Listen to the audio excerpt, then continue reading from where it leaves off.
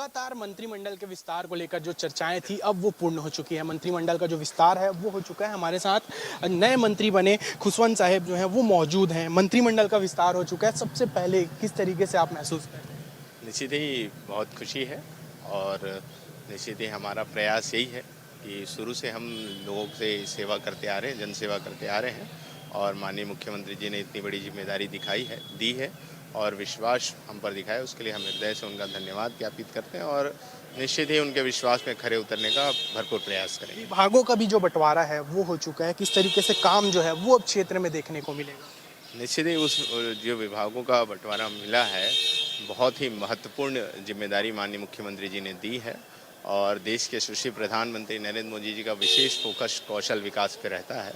तो हमारा भी विशेष प्रयास रहेगा कि माननीय हमारे देश के यशस्वी प्रधानमंत्री जी के अनुरूप जो उनकी जो सोच है, हमारे छत्तीसगढ़ के माननीय मुख्यमंत्री विष्णुदेव साय जी की जो विचार है, उसके अनुरूप हम काम करेंगे और इस विभाग को आगे से आगे लेकर जाने का प्रयास करेंगे और युवा साथियों का जो विकास हो सके उसके लिए पूरा प्रयास करेंगे। बिल्कुल युवा चेहरे हैं आप। पहली बार जिस तरीके से एक बड़े नेता को आपने आरंग से हराया, उसके बाद पहली बार जो है आपको मंत्री का दर्जा जो है, इतना बड़ा भरोसा जो है वो सरकार में जताया गया है। किस तरीके से काम जो है वो देखने को मिलेगा?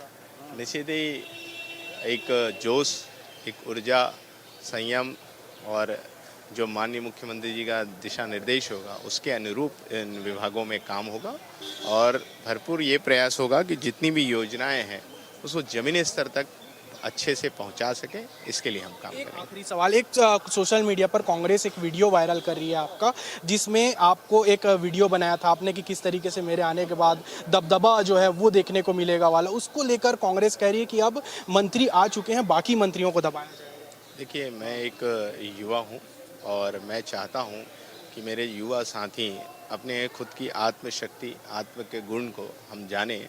ये एक मोटिवेशनल रील था और वो बहुत पुराना, जब मैं लगभग हम कह सकते हैं उसको 5 साल पुराना हम कह सकते हैं, उस समय का है और उस समय यह था कि मैं युवाओं के साथ हमेशा जुड़ा रहता था, युवाओं के साथ आना जाना और उनके हक अधिकार की बात हमेशा मैं करते हुआ हूँ, उनके लिए लड़ाई लड़ते आया हूँ।